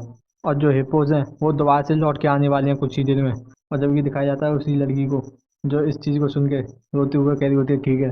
और मिस्टर ता कहता है कि हमारे जो प्रोफेसर हैं वो नीचे वेट कर रहे हैं हमारा, तो चलो जल्दी से वहाँ के लिए। और दिखाया जाता है वो दोबारा से वहाँ से भाग के प्रोफेसर के पास जाने लगती हैं। और दिखाया जाता है कि सभी स्टूडेंट प्रोफेसर के पास पहुँच जाते हैं और वो वहाँ का नज़ारा देख के बहुत ज़्यादा खुश हो जाते हैं। और जबकि प्रोफेसर होंगपेंग कहनी होती है कि यहाँ पे अब कोई भी दिक्कत नहीं है, तो जल्दी से यहाँ पे आ जाओ अपनी बेस्ट स्पीड में। और जबकि सारे स्टूडेंट वहाँ का नज़ारा देख के खुश हो रही होती हैं, तो प्रोफेसर कहनी होती है चलो ठीक है, तुमने बहुत अच्छा काम किया, तुम एक ब्रेक ले सकते हो अब। ओह हाँ, मुझे याद आया, और वैसे तुम खाना जो है अपनी क्लास के बाद खाने वाले थे, मुझे लगा तुम थक गए होंगे, तो मैंने पहले ही काजन से कांटेक्ट करके उसे पहले से मंगा लिया है। और वो इशारा करते हुए बतानी होती है कि वहाँ पे देखो। और हमें दिखाया जाता है कि 2 लोग खाना लेके आ गए होते हैं उन सभी के लिए। स्टूडेंट प्रोफेसर के नारे लगा रहे होते हैं और कह रहे होते हैं कि प्रोफेसर तुम बहुत ज़्यादा बेस्ट हो। और दिखाया जाता है सभी स्टूडेंट को खाना मिल जाता है, वो खाना खाने लग जाते हैं। जबकि देख के रहा होता है कि इन जैसा प्रोफेसर कोई भी नहीं है, कि अपने स्टूडेंट को चलती हुई क्लास में खुद से खाना खिलवाना ऐसा कभी नहीं होता है इस काजन में। तो साइमन कह रहा होता है कि तुम इसके बारे में बात कर रहे हो, देख मैंने इससे थोड़ा सा अलग सुना था जब मैं इसमें ज्वाइन हुआ था काजन में तब। तो रिक पूछ रहा होता है कि वो क्या है, कि मैंने सुना था कि जो प्रोफेसर होंगपेंग है वो बहुत ज़्यादा टिपिकल प्रोफेसर है इस काजन में। तो इस चीज़ को सुन के तो रिक कह रहा होता है कि प्रोफेसर होंगपेंग, कि इस तरह की नेचर लविंग लेडी ऐसा तुमने कहाँ से सुन लिया, ये सभी बकवास है। जबकि साइमन याद कर रहा होता है कि ये सारी बातें लॉरेन ने बताई होती हैं इसको। तभी प्रोफेसर होंगपेंग कह रही होती है कि स्टूडेंट तैयार हो जाओ, अब हम 10 मिनट में दोबारा से चलने वाले हैं। और दिख क्या रहा होता है, मगर मैंने सोचा था हम थोड़ी देर रेस्ट करेंगे और वापस उन्हीं हिप्पोज पे जाएंगे। और जबकि साइमन सोच रहा होता है कि मुझे ऐसी फीलिंग आ रही है कि ये अभी बिल्कुल शुरुआत है, तो सभी स्टूडेंट दोबारा से इकट्ठे हो जाते हैं। और प्रोफेसर कह रही होती हैं, क्या सभी के पास वो रेस्टोरेंट है जो मैंने तुमको दी थी? तो सभी स्टूडेंट बोलते हैं हाँ प्रोफेसर। चलो ठीक है, तो अपने उस रेस्टोरेंट में अपनी डार्कनेस को फ्लो होने दो। और जैसे ही ऐसा सभी बच्चे कहते हैं तो उनकी बॉडी उस पर कर्ज लग जाता है। तो वो स्टूडेंट कह रहे होते हैं कि ये क्या है? तो प्रोफेसर कह रही होती हैं कि सभी को पता है कि एक एग्जॉस्ट कर्ज क्या होता है, तो हमारे पास तुम्हारे लिए एक नेक्स्ट कोर्स है कि वो तुम फ्लैग को देख रहे हो कि तुम्हें इस हिल पे चढ़ के जाना होगा, जबकि जो एग्जॉस्ट कर्ज है वो तुम्हें इससे रोकने की कोशिश करेगा। तो ठीक है, तुम अपने आप को इस चीज़ के लिए तैयार कर लो। और वो डरावना ऐसी आवाज़ में कह रही होती हैं, और मैं तुम सभी को देखूंगी कि तुम में से कौन पीछे गिरता है। और यहीं पे हमारा एपिसोड खत्म हो जाता है। तो स्वागत है आप सभी लोगों का हमारे चैनल जीरो मांगा एक्सप्लेन में। तो जीनियस नेक्रोमेंसर की एपिसोड 18 की शुरुआत होती है और हमें दिखाया जाता है सीन जहाँ पे मिस्टर ता एक रेड फ्लैग लेके ऊपर खड़ा हुआ होता है, जबकि साइमन सोच रहा होता है क्या ये सच में प्रोफेसर सीरियस है, कि ऐसा वो इस तरीके से कैसे अलाउ कर सकती हैं, क्या ये सच में लीगल भी है कि नहीं। जबकि प्रोफेसर कहनी होती है कि जल्दी से अपनी पोजीशन पे पहुंच जाओ, और जैसे ही मैं कहूँगी तो तुम्हें यहाँ से अपनी रनिंग स्टार्ट कर देनी है उस रेड फ्लैग को लेने के लिए। चलो ठीक है, स्टार्ट। और जैसे ही वो बोलते हैं तो सभी वहाँ से चलने लग जाते हैं और दिखाया जाता है कि उन सभी स्टूडेंट की हालत बहुत ज़्यादा ख़राब होती है क्योंकि उन पे कर्ज का असर हो रहा होता है। इस वजह से वो ठीक से चल भी नहीं पा रहे होते हैं। और दिखाया जाता है कुछ कदम चलने के बाद ही कुछ स्टूडेंट गिर जाते हैं और वो वहाँ पे अपने घुटनों के बल चलने लग जाते हैं। और दिखाया जाता है साइमन को, जिसकी हालत भी ख़राब होती है और वो सोच रहा होता है कि यहाँ पे एक कदम चलना भी बहुत ज़्यादा मुश्किल हो रहा है और मेरा सर ये घूम रहा है बुरी तरीके से, मगर इसमें कोई भी प्रिपरेशन क्लास नहीं ली जा सकती। तो इसका मतलब ये प्योरली स्टेमिना और विल पावर पे मैटर करता है। अगर मैं यहाँ पे गिर जाता हूँ तो मैं इनको कभी भी कैचअप नहीं कर पाऊंगा और मैं हमेशा ही इनसे पीछे रह जाऊंगा। तो मुझे ये कहना ही होगा चाहे कुछ भी हो जाए। और दिखाया जाता है हेक्टर को, जो कि साइमन से आगे होता है और वो सोच रहा होता है कि ये फिर दोबारा से मेरे पीछे आ गया, कि मैंने जो अपने एग्जॉस्ट कर्ज को कई तकनीक की मदद से उसको वीक कर दिया है, मगर इसने बिना कोई टेक लगाए इतना ज़्यादा मैनेज कर लिया मुझको फॉलो करने में। चलो ठीक है, अब मैं इसको आज क्रश कर दूंगा यहीं पे। और वो और जल्दी से वहाँ पे बढ़ने लग जाता है। और दिखाया जाता है प्रोफेसर को, जो ऊपर पहुँच गई होती हैं और कहनी होती हैं कि जल्दी से आओ यहाँ पे। और दिखाया जाता है कि जबकि साइमन हेक्टर को कैचअप कर चुका होता है और वो दोनों ही लगभग बराबर चल रही होती हैं, जबकि हेक्टर और साइमन दोनों ही अपना हाथ बढ़ाते हैं और कह रहे होते हैं कि इस बार के जो फर्स्ट प्लेस है वो मेरी है। तभी दिखाया जाता है उन दोनों के बीच में से कोई चलता हुआ जाता है और दिखाया जाता है ये और कोई नहीं, मेलन बिले होती है, जो बिल्कुल आराम से चल के आ रही होती है। इसे देख के साइमन और हेक्टर दोनों ही हैरान होते हैं और वहाँ पे अनाउंसमेंट कर दी जाती है कि मेलन बिले फर्स्ट प्लेस पे आ चुकी हैं। जबकि प्रोफेसर होंगपेंग कह रही होती हैं कि तुम्हारी फर्स्ट प्लेस पे आने के लिए कॉन्ग्रेचुलेसन। तो मेलन कह रही होती है कि थैंक यू प्रोफेसर। तो प्रोफेसर होंगपेंग पूछ रही होती हैं कि तुम बिल्कुल इस तरीके से चल के आ रही थी जैसे नॉर्मली चलती हो, कि तुमने ये कैसे किया? तो मेलन कह रही होती है कि ऐसा इसलिए क्योंकि जो फॉर्मूला था मैंने उसको सॉल्व करके उस कर्ज को हटा दिया, जिससे मैं आराम से उस कर्ज से फ्री हो गई और आराम से यहाँ पे चल के आ गई। तो प्रोफेसर कह रही होती हैं कि अच्छा काम किया, चलो अब तुम रेस्ट कर सकती हो। जबकि साइमन और हेक्टर दोनों ही इस चीज़ को सुन के बहुत ज़्यादा हैरान होते हैं। और जब ये हेक्टर सोच रहा होता है कि मुझे पता ही नहीं था कि हम इस तरीके से भी कर्ज को हटा के आराम से आ सकते हैं, कि मुझे लगा था कि ऐसा करना लीगल नहीं है यहाँ पे। जबकि दिखाया जाता है प्रोफेसर के असिस्टेंट को, जो कि वहाँ भागते हुए आता है और कह रहा होता है कि प्रोफेसर की एक स्टूडेंट इंजर हो गया है, कि उसके पैर में थोड़ी सी मोच आ गई है। तो प्रोफेसर उस असिस्टेंट से कहती हैं कि ठीक है मैं देखती हूँ, और वहाँ से भागते हुए जाती हैं और कहती हैं साइमन और हेक्टर से कि तुम बिल्कुल पहुँचने वाले हो, जल्दी से पहुँच जाओ वहाँ पे। जबकि दिखाया जाता है साइमन को, जो अभी भी इस चीज़ को देख के शौक में होता है, और हेक्टर वहाँ पे अपना कर्ज हटा देता है और कह रहा होता है क्या ये मजाक चल रहा था, और वो चल के जाने लगता है। और दिखाया जाता है मिस्टर ता जो कि अनाउंसमेंट कर देते हैं कि सेकंड प्लेस पे हेक्टर मूरे हैं। और साइमन इस चीज़ को देख के दोबारा से हैरान हो जाता है। वो वहीं पे ऐसे ही अपने घुटनों के बल बैठा हुआ होता है। जबकि दिखाया जाता है हेक्टर को जो कि मेलन विले के पास आ जाता है, जो कि पेड़ के नीचे बैठी हुई होती है। और वो वहां जाके मेलन से कहता है कि तुम क्या सोचती हो कि तुम यहाँ क्या कर रही हो, कि तुम इस तरीके से मैजिकल कॉम्बैट क्लास में उस कर्ज को हटा दोगी। क्या तुम्हें ये लगता है कि मैं वहाँ वैसे ही स्ट्रगल कर रहा था? क्या मुझे नहीं पता है कि किस तरीके से कर्ज को हटाया जाता है? तो दिखाया जाता है मेलन विले को जो कि अपना मुंह एक तरफ करते हुए कहती है कि जो कुछ भी है। तो हेक्टर कहता है कि ओ हाँ, तुम्हें इस वर्ल्ड के बारे में क्या ही पता होगा जब उस आइवरी टावर में एक प्रिंसेस की तरह बनती। तो मेलन उसको घूरते हुए कह रही होती है, क्या तुम मुझसे एक फाइट करना चाहते हो? तो हेक्टर कह रहा होता है कि मैं तुमसे कोई फाइट नहीं करना चाहता, मैं तो बस सच बोल रहा हूँ कि जो प्रोफेसर है वो तुमको स्टूडेंट प्रोटेक्शन पीरियड में कोई भी ग्रेडिंग नहीं देंगे। मगर इससे ज़्यादा इम्पोर्टेंट है कि तुम इस पीरियड में टीचर का फेवर किस तरीके से पा सकते हो उनकी बात मान के। मगर तुम अपनी इन सिली ट्रिक्स की मदद से तो ऐसा लगता है कि प्रोफेसर हम तुम्हारे ऊपर टेस्ट नहीं करेंगी अब। तो मैडम कह रही होती है, क्या तुम बातों को नहीं मान रही हो? क्या तुम्हें इसमें इतना ज़्यादा दुख हो रहा है सेकंड प्लेस पे आने की वजह से? तो हेक्टर कह रहा होता है कि मैं तुमसे कह रहा हूँ तुम्हें मुझसे उलझने की जरूरत नहीं है और मेरा तुम में कोई भी इंटरेस्ट नहीं है। और वो वहाँ से चला जाता है और दिखाया जाता है साइमन को वहाँ पे ऊपर चढ़ के आ जाता है। तो एक असिस्टेंट कह रहा होता है कि साइमन फ्लोनिटा तुम थर्ड प्लेस पे आए हो, और उसको पानी दे रहा होता है। तो साइमन वहाँ पे थैंक यू कहता है और दिखाया जाता है कि साइमन भी एक पेड़ के पास पहुँच जाता है और वहाँ पे अपनी कमर लगा के उस पेड़ से बैठ जाता है। और दिखाया जाता है हेक्टर और मेलन को जो साइमन को ही देख रही होती हैं। और दिखाया जाता है कुछ समय बाद का सीन जहाँ पे रिक आ गया होता है जो कि वहाँ लेटा हुआ हाँ पड़ा होता है और कह रहा होता है कि मुझे लगता है कि मैं यहीं पे मर जाऊंगा साइमन। तो साइमन कह रहा होता है कि तुमने अच्छा किया, मगर मैं भी हार चुका हूँ। और दिखाया जाता है रिक को जो कह रहा होता है कि तुम्हें क्या लगता है कि हम किस तरीके से वापस जाएंगे अगर प्रोफेसर ने कहा कि हम दोबारा से उन हिप्पोज पे बैठ के जाएंगे जिस तरीके से हम यहाँ पे आए थे, तो मैं यहाँ पे अपनी जीव काट के ही मर जाऊंगा। जबकि दिखाया जाता है प्रोफेसर को जो आवाज़ लगाती हैं कि सभी स्टूडेंट यहाँ पे गैदर हो जाओ। और दिखाया जाता है उनके असिस्टेंट को जो कि एक चार्ट को बिछा देता है ग्राउंड पे जिसमें एक मैजिक सर्कल बना हुआ होता है। और प्रोफेसर होम पे कह रही होती है कि तुम यहाँ पे बहुत ज़्यादा थके हुए लग रहे हो। तो मैंने काजन से पहले कांटेक्ट कर लिया दोबारा से और मैंने उनसे टेम्परेरी मैजिक सर्कल बना दिया है जिससे तुम यहाँ से टेलीपोर्ट होकर सीधे काजल में पहुंच जाओगे। जबकि इस बात को सुन के सारे स्टूडेंट खुश हो रहे होते हैं और कह रहे होते हैं थैंक यू प्रोफेसर, और एक एक करके वहाँ से टेलीपोर्ट हो जाते हैं। और दिखाया जाता है साइमन का नंबर भी आ जाता है और साइमन वहाँ से टेलीपोर्ट होकर किसी और जगह पर आ जाता है। वो वहाँ के एक ब्रेंच पे गिरता है और वहाँ से उठते हुए कह रहा होता है कि मैं कहाँ पे हूँ, कि ऐसा नहीं लगता है कि ये काजल है, मगर ये उससे ज़्यादा मेरे घर जैसा लग रहा है जैसा मैं लहसिल में रहता था। तभी किसी की आवाज़ आती है जो कह रही होती है कि मुझे तुमको डराने के लिए माफ़ कर देना साइमन। और दिखाया जाता है ये प्रोफेसर होंगपेंग होती हैं। वो कह रही होती हैं कि सबसे पहले तुम इस सीट पे बैठ जाओ, मैं तुमको एक्सप्लेन कर दूंगी कि तुम यहाँ पे क्यों हो। एक्चुअली ऐसा इसलिए क्योंकि उसमें थोड़ी सी मॉडिफिकेशन कर दी थी कुछ टेलीपोर्टेशन मैजिक सर्कल में। और जो मिस्टर ता है वो उसको देख रहा था, फॉर्मूले में थोड़ी सी छेड़खानी करके उसमें एक पर्सन की डार्कनेस मिक्स कर दी थी उस सर्कल में जिसकी वजह से वो फार्मूला रिएक्ट करेगा। साइमन कह रहा होता है कि इसका मतलब वो पर्सन मैं हूँ। तो प्रोफेसर उसको गिलास देते हुए कह रही होती है कि हाँ, कि वो तुम्हारी डार्कनेस थी साइमन, और जब वो फार्मूला एक्टिवेट हुआ तो तुम इस प्लेस पे आ गई ना कि काजल में पहुंचे। और वो उस गिलास में पानी डालते हुए कह रही होती है कि तुम्हें क्या लगता है कि ये किसने किया होगा? तो साइमन कहता है कि मुझे नहीं पता है। तो प्रोफेसर होंगपेंग हंसते हुए कह रही होती है कि जो कुछ भी है कि ये भी एक रोल है जिसमें स्टूडेंट को प्रोटेक्शन में रखना होता है किसी भी अननोन डेंजर से। तो इसलिए मैंने तुमको यहाँ बुलाया है अपने घर में, और मैं उससे भी ज़्यादा तुमसे एक प्राइवेट में बात करना चाहती थी।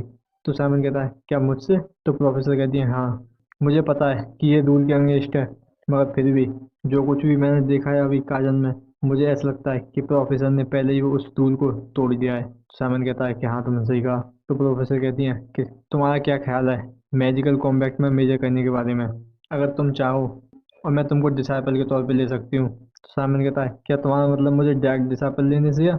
तो प्रोफेसर होम पे कहती है कि हाँ तुमने सही समझा, कि जिसमें मैं रेस्पॉन्सिबल होंगी तुम्हारी ट्रेनिंग कराने के लिए। ये जो प्रोफेसर होते हैं वो अपने डायरेक्ट डिसाइपल को अच्छी तरीके से सिखाते हैं जिसकी रेस्पॉन्सिबिलिटी उन्हीं के ऊपर होती है। और जो परफॉर्मेंस है डायरेक्ट डिसाइपल की वो सीधे तौर पे प्रोफेसर की परफॉर्मेंस पे भी असर डालती है। अगर उनका डायरेक्ट डिसाइपल अच्छा करता है तो प्रोफेसर के लिए भी अच्छा होगा और वो उनके परफॉर्मेंस को बढ़ा देगा। और जबकि एक प्रोफेसर एक ग्रेड से खाली 3 स्टूडेंट को ले सकता है। मैं इस अपॉर्चुनिटी को तुमको देना चाहती हूँ साइमन। बोलो तुम इस बारे में क्या कहना चाहते हो। जबकि साइमन खाली सिर्फ प्रोफेसर होमपेंग को देख रहा होता है और यहीं पे हमारा एपिसोड खत्म हो जाता है। तो स्वागत है आप सभी लोगों का हमारे चैनल जीरो मांगा एक्सप्लेन में। तो जीनियस नेक्रोमेंसर के एपिसोड 19 की शुरुआत होती है वहीं से, जहाँ पे प्रोफेसर होंगपेंग साइमन को उसका डायरेक्ट डिसाइपल बन जाने के लिए कह रही होती हैं। जबकि साइमन इस बारे में सोच रहा होता है। साइमन कहता है कि मैं समझा नहीं जो आपने बोला, क्योंकि आज मैंने इतना अच्छा कुछ खास भी नहीं किया था और मैं बिल्कुल दूसरे स्टूडेंट जैसा ही परफॉर्म किया था आज की क्लास में, जैसा कि और बच्चे कर रहे थे। और मैं तीसरे नंबर पे आया था उन दोनों को चढ़ जाने के बाद। और अभी तो मेरा दूसरा दिन है जब मैं इस स्कूल में आया हूँ। तो मुझे नहीं पता है कि तुम किस इंटेंशन के हिसाब से मुझको ये ऑफर कर रही हो इतना ज़्यादा इम्पोर्टेंट स्पॉट के लिए। तो प्रोफेसर होंगपेंग खुश होते हुए कहनी होती हैं कि साइमन के और स्टूडेंट जो हैं वो केयर करते हैं उन रैंकिंग के बारे में, मगर जो प्रोफेसर हैं वो खाली टैलेंट के लिए देखते हैं।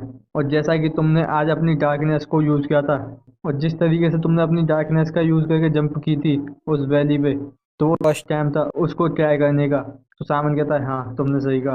तो प्रोफेसर होमपेंग कहती है मगर फिर भी तुमने उन सभी स्टूडेंट में सबसे लंबी जंप मारी थी जो कि हाईएस्ट था पूरी क्लास का। तो यहाँ पे तुम क्या सोचते हो कि ये टैलेंट था या कॉन्फिडेंस। तुम इसके बारे में क्या सोचोगे। और जब तुम उसको क्लाइम कर रहे थे तो तुम प्योरली अपने स्टेमिना और एंडोरेंस पे निर्भर थे, ना कि दूसरे उन दोनों की तरह। तुम्हें लगता है कि तुमने ऐसा कुछ नहीं किया है, मगर तुमने अपने आप को प्रूव कर दिया मेरे सामने। और इस चीज़ को साइमन खुद भी कंफ्यूज होता है। और जबकि प्रोफेसर होमपेंग खुश होते हुए कहनी होती हैं क्या तुम्हें अभी और भी कॉम्प्लीमेंट चाहिए।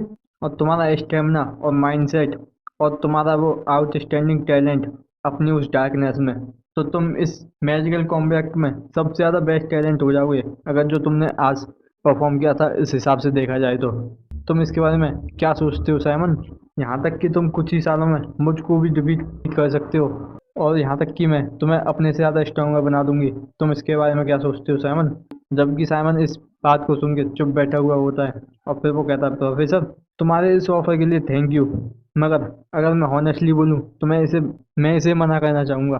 तो जबकि प्रोफेसर होंगपेंग कंफ्यूज होकर पूछ रही होती हैं मगर ऐसा क्यों, मैं इसके बारे में जान सकती हूँ क्या। तो साइमन बड़ी सीरियसली बता रहा होता है क्योंकि अभी मेरे लिए एक और चीज़ है मुझे जिसके बारे में अच्छी तरीके से जानना है और उसको और ज़्यादा एक्सप्लोर करना है। तो दिखाया जाता है प्रोफेसर होंगपेंग जो कहने लग जाती हैं चलो ठीक है, ये तुमने सीधे तरीके से बता दिया और अब मैं इस चीज़ के लिए तुम्हें आगे परेशान नहीं करूँगी। तो इस चीज़ को सुन के साइमन शौक होता है। तो प्रोफेसर होंगपेंग कहनी होती है मगर इसका मतलब ये नहीं है मैं तुमसे बिल्कुल गिव अप कर दूंगी, क्योंकि अभी भी तुम्हारे पास एक साल बचा है जिसमें तुमको डिसाइड करना है कि तुम्हें क्या मेजर लेना है। मैंने सही कहा ना। तो इसीलिए मैं अपना बहुत ज़्यादा हार्ड ट्राई करूंगी जिससे तुम अपना माइंड चेंज कर लो। इस चीज़ को सुन के साइमन शॉक होता है, कह रहा होता है क्या मतलब तुम मेरे लिए इतना ज़्यादा आगे क्यों जाना चाहती हो। तो प्रोफेसर होमपेंग कहनी होती है क्योंकि ये मेरी पर्सनल क्यूरियोसिटी है कि तुम कितना ज़्यादा आगे जा सकती हो साइमन, मैं इसका आंसर जानना चाहती हूँ। तो साइमन कहता है अच्छा। और प्रोफेसर होमपेंग अपने हाथ से इशारा करती हैं और कहती हैं और इसका मेरे डिसाइबल बनने से मतलब नहीं है। और दिखाया जाता है कि वहाँ पे टेलीपोर्टेशन मैजिक सर्कल आ जाता है। अब साइमन कह रहा होता है थैंक यू प्रोफेसर। तो प्रोफेसर होमपेंग कहती हैं कि मैं चाहती हूँ कि तुम ये जो बात हुई है हमारे बीच इसे सीक्रेट रखो, क्योंकि अभी प्रोटेक्शन पीरियड चल रहा है स्टूडेंट का। और अब की बार ये जो टेलीपोर्टेशन है वो तुमको सीधा कागज में ही लेके जाएगा। तो साइमन हंसते हुए कहता है कि थैंक यू प्रोफेसर। तो प्रोफेसर होंगपेंग उसको बाय करते हुए कहनी होती है कि चलो ठीक है अब हम अपनी नेक्स्ट क्लास में मिलेंगे। तो साइमन वहाँ से उनको हाँ करता हुआ टेलीपोर्टेशन में पहुंच जाता है और कहता है कि ठीक है अब हम अपनी नेक्स्ट क्लास में मिलेंगे, और वहाँ से टेलीपोर्ट हो जाता है। और दिखाया जाता है वहाँ पे मिस्टर ता वहाँ पे भागता हुआ आता है और पूछ रहा होता है कि प्रोफेसर कि कैसा था कि साइमन ने क्या कहा है। तो प्रोफेसर होमपेंग बताती हैं कि उसने मना कर दिया। तो मिस्टर ता गुस्सा करते हुए कह रहा होता है कि उसकी हिम्मत कैसे हुई आपका ऑफर मना करने के लिए, कि कैसा रहेगा अगर आप ऑफर को हेक्टर के लिए दे दें जो कि बहुत ज़्यादा टैलेंटेड है मैजिकल कॉम्बैक्ट में। अब मुझे पक्का नहीं पता है तुम इतना ज़्यादा साइमन में क्यों इंटरेस्टेड हो। तो प्रोफेसर होमपेंग जवाब देती हैं क्योंकि वो बहुत ज़्यादा जीनियस है। तो मिस्टर ता कहता है कि सॉरी मैं समझा नहीं। तो प्रोफेसर होमपेंग समझाते हुए बताती हैं उसे कि मैंने इस कार्य में बहुत ज़्यादा जीनियस देखे हैं अभी तक, मगर मैंने इस तरीके का जीनियस कभी नहीं देखा है। और दिखाया जाता है साइमन की तरफ जो कि अपने डोम में आ गया होता है और वहाँ पे वो बात लेने के लिए जा रहा होता है। और इसी बात के लिए वो सोच रहा होता है।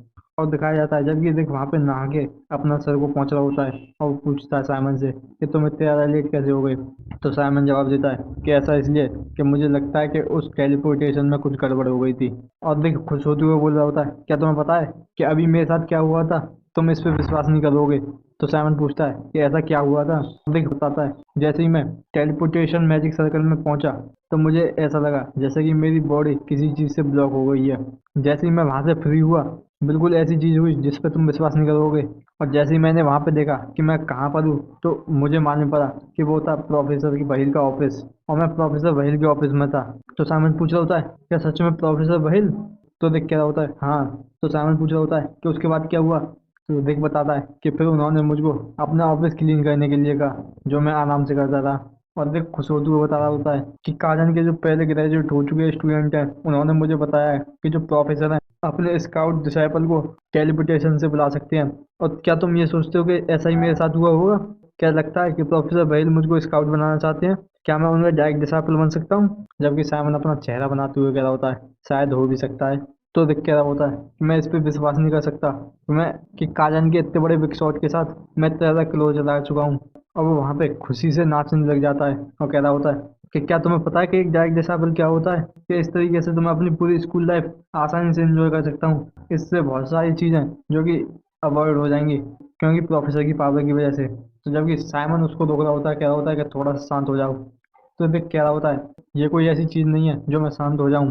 और दिखाया जाता है हेक्टर को जो वहाँ पे आ गया होता है और कह रहा होता है कि ये सबसे ज़्यादा बेकार नॉनसेंस है जो मैंने इस साल सुनी है। कि तुम जैसा एक कॉमनर डायरेक्ट डिसाइपल बनेगा वो भी प्रोफेसर बहिल का। कि मुझे हंसी मन दिलवाओ। तो देख पीछे मुड़ते हुए कह रहा होता है ऐसा लगता है जैसे यंग मास्टर थोड़ा सा अपसेट है कि तुम्हें पसंद नहीं आया कि प्रोफेसर बहिल किसी और को ज़्यादा नोटिस कर रहे हैं वो भी तुमसे जबकि तुम सब चीज़ में इतने ज़्यादा अच्छे हो। तो हेक्टर कह रहा होता है कि अपने शब्दों पर ध्यान दो। तुम मर्चेंट पीस ऑफ शिट मैं तुमको अच्छी तरीके से जानता हूँ। तो दिक कहता है कि मैंने सुना है कि तुमने मेलन के साथ झगड़ा किया था मैजिकल कॉम्बैट क्लास में। क्या तुम ये समझते हो खाली तुम ही हो जो इतने ज़्यादा कठिन समय से गुजर रहे हो इस वर्ल्ड में। कि यहाँ पे हम दोनों ही सेम हैं। और तरीके से प्रिटेंड करना बंद करो कि तुम एक मूड फैमिली के यंग मास्टर हो। और इस बात को सुन के हेक्टर को गुस्सा आ जाता है। तो हेक्टर गुस्सा करते हुए कह रहा होता है कि तुम ऐसा ही चाहते हो तो ठीक है। और वहाँ पे मैजिक सर्कल बना देता है रिक के ऊपर कर्स लगने लग जाता है। जबकि दिखाया जाता है साइमन को जो जो रिक के पीछे खड़ा हुआ होता है और वो टेंशन में आ जाता है कह रहा होता है कि रिक तुम्हारे साथ क्या गलत है। और दिखाया जाता है रिक को जो कि मैजिक सर्कल की वजह से बहुत ज़्यादा परेशान हो जाता है। और जबकि दिखाया जाता है हेक्टर को जो बहुत ज़्यादा गुस्सा कर रहा होता है और कह रहा होता है कि तुम लोनली पीस ऑफ शिट कि तुम्हारी हिम्मत कैसे हुई इस तरीके से मुझसे कहने की मैं तुम्हें मार दूंगा। और दिखाया जाता है कि रिक जिसकी हालत बहुत ज़्यादा खराब होते हुए जा रही है। और दिखाया जाता है फिर भी रिक मुस्कुराते हुए कह रहा होता है मगर मैं हिम्मत कर रहा हूँ। और दिखाया जाता है हेक्टर के पीछे एक लड़के को जो कह रहा होता है कि हेक्टर थोड़ा रिलैक्स हो जाओ कि यहाँ पे अब लाइन जो है क्रॉस हो रही है। तुम क्लास के बाहर इस तरीके से कर्स स्पेल को इस तरीके से कास्ट नहीं कर सकते। और हेक्टर और ज़्यादा गुस्से में आ जाता है और उसको कहते हुए मार कह रहा होता है कि चुप रहो। और दिखाया जाता है कि साइमन उस पर अटैक कर देता है जिसे हेक्टर ब्लॉक करा है मगर उससे वह पीछे खिसकता हुआ चला जाता है। और हेक्टर कह रहा होता है कि मुझे लगा ही था कि तुम इसमें बीच में जरूर आओगे साइमन सोनी का। और दिखाया जाता है कि हालत खराब हो जाती है। और दिखाया जाता है कि साइमन हेक्टर को गुस्से में घूर रहा होता है। और यहीं पे हमारा एपिसोड 19 एंड हो जाता है। तो स्वागत है आप सभी लोगों का हमारे चैनल जीरो मांगा एक्सप्लेन में। तो जीनियस नेक्रोमेंसर के एपिसोड 20 की स्टार्टिंग होती है जहाँ पे साइमन रिक को हेक्टर से बचाने के लिए उसके आगे आ जाता है और हेक्टर पे अटैक कर देता है जिससे हेक्टर पीछे खिसकता हुआ चला जाता है। तो हेक्टर कह रहा होता है मुझे पता था कि तुम हमारे बीच में जरूर आओगे साइमन फ्लोनी का। तो हेक्टर अपने हाथ में अपनी डार्कनेस को रिलीज कर देता है और कहता है कि चलो ठीक है चलो इस बार फाइट ही कर लेते हैं। दिखाया जाता है कि कोई उन दोनों के बीच में अटैक कर देता है और दिखाया जाता है कि वो काजिन होता है जो कह रहा होता है तुम दोनों यहीं पे रुक जाओ उससे पहले मैं तुम्हारी नाल को तोड़ दूं। तो हेक्टर कहता है काजिन मुझे नहीं पता था कि तुम अभी भी इस स्कूल में हो। तो काजिन कहता है कि हेलो हेक्टर। दिखाया जाता है उसके पीछे वाला लड़का जो कह रहा होता है कि ये सच में वही है जो यहाँ पे सस्पेंड हो गया था बच्चों को मारने की वजह से। और वो डरते हुए हेक्टर से कह रहा होता है कि तुमने इसके बारे में रूमर सुने ही होंगे। तो हेक्टर गुस्सा करते हुए कह रहा होता है कि जो कुछ भी है चलो वापस चलते हैं। तो हेक्टर साइमन और रिक से कह रहा होता है कि अगली बार से तुम ध्यान रखना, मैं इस तरीके से दोबारा से नहीं जाने दूंगा। और इस बात को कहने के बाद वहां से हेक्टर चला जाता है, जबकि साइमन काजन को थैंक यू बोलता है। तो काजन गुस्से में उससे भी चटाप करके चला जाता है। तो साइमन हंसते हुए कहता है कि देखा, वो कोई भी बुरा इंसान है। तो रिक कहता है कि हाँ, मैं अब श्योर हूँ। और दिखाया जाता है साइमन और रिक को उनके रूम में, जहाँ पे रिक अपना बैग पैक करते हुए कह रहा होता है कि फाइनली वीकेंड आ गया। कि साइमन, तुम्हारा क्या प्लान है इस वीकेंड पे? तो साइमन कहता है कि इस वीकेंड मैंने कोई भी प्लान नहीं बनाया है। तो रिक कहता है कि बोरिंग हो तुम तो, कि तुम्हारे पास कोई प्लान ही नहीं है, कि ये बहुत ज़्यादा इंपॉर्टेंट है कि तुम्हें अपने वीकेंड को किस तरीके से स्पेंड करना है। तो साइमन कहता है कि अच्छा, तुम्हारी बातों से ऐसा लगता है कि तुम्हारे पास कोई प्लान है। तो रिक खुश होते हुए कहता है कि हाँ, कि जो वीकेंड का शेड्यूल है वो मेरे लिए बहुत ज़्यादा इंपॉर्टेंट है इन वीकेंड की क्लासेस से। तो साइमन पूछता है मगर क्यों? तो रिक खुश होते हुए बताता है क्योंकि मैं रोचेस्ट में जा रहा हूँ। तो साइमन कहता है रोचेस्ट, के नीचे जो टाउन है उसके बारे में कह रहे हो तुम, मगर वहां जाकर तुम क्या करोगे? तो एक जवाब देता है कि मैं वहां पे अपना बिजनेस करने जा रहा हूँ। तो साइमन कंफ्यूज होता हुआ पूछ रहा होता है कि बिजनेस? तो रिक बताता है हाँ, कि तुम जानते ही हो कि कारण में यहाँ पे रहने का खर्चा कितना ज़्यादा है स्टूडेंट के लिए, और जैसे जैसे तुम हायर ग्रेड में पहुंचते जाओगे तो ये खर्चा और भी बढ़ जाएगा। मगर मैंने पहले सोचा था कि मैं यहाँ पे स्कॉलरशिप ले लूंगा जिससे मुझे एक्स्ट्रा मनी मिल जाएगी, मगर मैं ऐसा नहीं सोच पा रहा हूँ अब, क्योंकि यहाँ पे बहुत ज़्यादा कंपटीशन है, इसलिए मेरे इतने नंबर ही नहीं आ पाएंगे। इसलिए मैं अपनी स्पेशलिटी का यूज़ करूंगा पैसा कमाने के लिए। और तुम्हें भी कोई रास्ता ढूंढ लेना चाहिए जिससे तुम अपना अपना पैसा कमा सको। और तुम्हें प्रोफेसर इस तरीके से बार बार मटेरियल नहीं देंगे, क्योंकि ये अभी स्टूडेंट प्रोटेक्शन पीरियड चल रहा है, इसके बाद ऐसा कुछ नहीं होगा, तुम्हें अपने सारे सामान खुद से लेके आने होंगे। तो सामान इस चीज़ को सुन के बहुत ज़्यादा शौक होता है, कहता है सच में? तो देख बताता है कि हाँ, कि यहाँ पे जो रहने का खर्चा है काजन में, ये बहुत ज़्यादा कम पड़ जाएगा जितना काजन हमें देता है, यहाँ तक कि वो हमें पूरे मटेरियल में नहीं देंगे। तो इसीलिए तुम्हारे पास कोई तरीका होना चाहिए जिससे तुम अपने पैसे बना सको, यहाँ तक कि तुम समनोलॉजी में इंटरेस्टेड हो जिसमें और ज़्यादा मनी चाहिए, और इसलिए ये तुम्हारे लिए और भी ज़्यादा हार्ड हो जाता है अपने मेजर को कंप्लीट करने के लिए।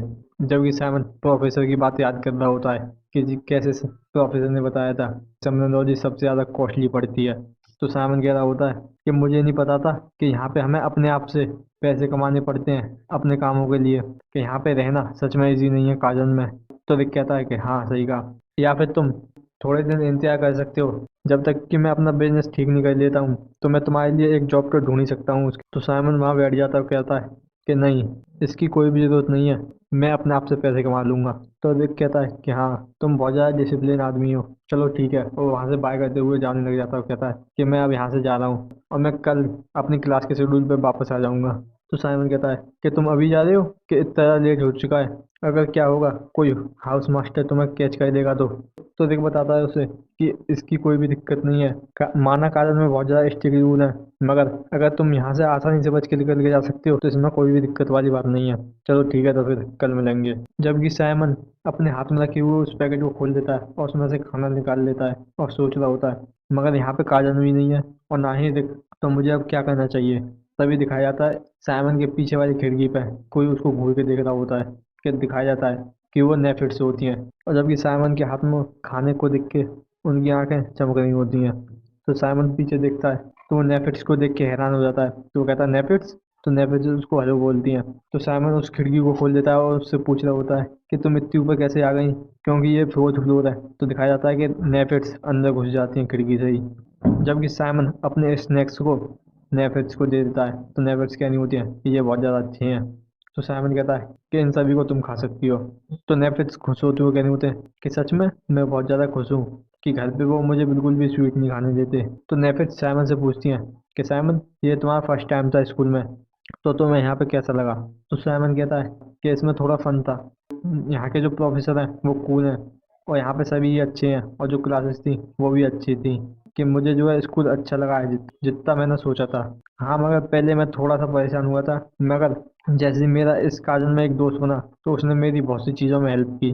तो नेफिस खुश होती हुई बताती हैं कि ये बहुत अच्छा है, कि मुझे लगा था थोड़ा सा सफल करोगे, क्योंकि इससे पहले तुमने कभी भी किसी भी चीज़ की प्रैक्टिस नहीं की, ना ही कुछ भी चीज़ सीखी है। तो सामन कहता है कि हाँ। तो नेफिस कहती हैं कि चलो, कि तुमसे इस तरीके से बात करके उन पुराने दिनों की वापस से याद आ गई, ये बिल्कुल रिचर्ड की तरह याद दिलाता है मुझे। तो साइमन कहता है क्या मेरे फादर? तो नेफिट्स बताती हैं कि हाँ, कि जो तुम्हारे फादर हैं वो भी इसी कारण के स्टूडेंट थे। तो इस बात को सुन के साइमन बहुत ज़्यादा शौक होता है, वो कहता है क्या? तो नेफिट्स अपना उतरा हुआ चेहरा बना लेती है और कहती हैं कि हाँ, कि वो जो रिचार्ज था, कि वो तुम्हारे फादर थे, वो कोई भी मजाक नहीं था, कि तुम उनसे बहुत ज़्यादा मैच्योर हो। वो सच में एक ट्रबल मेकर था, वो एक चलता फिरता डिजास्टर था, और इससे भी ज़्यादा वो बहुत ज़्यादा क्लेवर था अपने अच्छे के लिए। इस चीज़ को सुन के साइमन बहुत ज़्यादा कंफ्यूज होता है और नेफे से और बतानी होती हैं, यहाँ तक कि वो प्रोफेसर का मजाक बनाते हुए कई बार ट्रबल में भी फंसा है, और यहाँ तक कि उसने चलती हुई क्लास में से भी भागने की कोशिश की है, और कई बार तो उसको खींच के वापस लेकर आई थी मैं। और इस चीज़ को सुन के साइमन अपना सिर पकड़ लेता है, और साइमन कहता है कि ये बहुत ज़्यादा हार्ड है इस बात पे बिलीव करना कि मेरे फादर ऐसे थे। तो नेफिस कहती है, हाँ बिल्कुल डिफरेंट ही है अब तो साइमन पूछता है, क्या वो यहाँ से ग्रेजुएट हुए थे कारण से? तो नेफिस बताती हैं कि नहीं, उन्होंने जॉब कर दिया था, और जब वो अपने सेकंड ईयर में थे तो उन्होंने कहा था कि ये जो स्कूल है वो बहुत ज़्यादा छोटा है उनके लिए, और इस चीज़ को कह के वो यहाँ से ड्रॉप ले लिए थे, और काजन में उस जैसा स्टूडेंट कोई भी नहीं था पहले।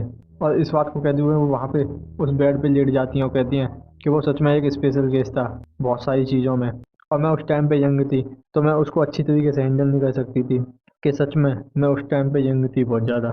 और इस बात को कह के वो तुरंत उठ के बैठ जाती और खुश होती हुई कह रही होती हैं कि उस टाइम पे रिचर्ड ने पूरे रोक आइलैंड को ऊपर से नीचे कर दिया था। अगर तुम इसमें अच्छी तरीके से ध्यान दोगे तो तुम्हें अपने फादर के कुछ ट्रेसेस मिल जाएंगे। तो साइमन पूछता है कि सच में? तो नेफिस बताती हैं, तुम छोटी सी चीज़ों पर ध्यान देने की कोशिश करो, कि मुझे श्योर है इससे तुम्हारी स्कूल लाइफ है वो और ज़्यादा फन बन जाएगी अभी से ज़्यादा।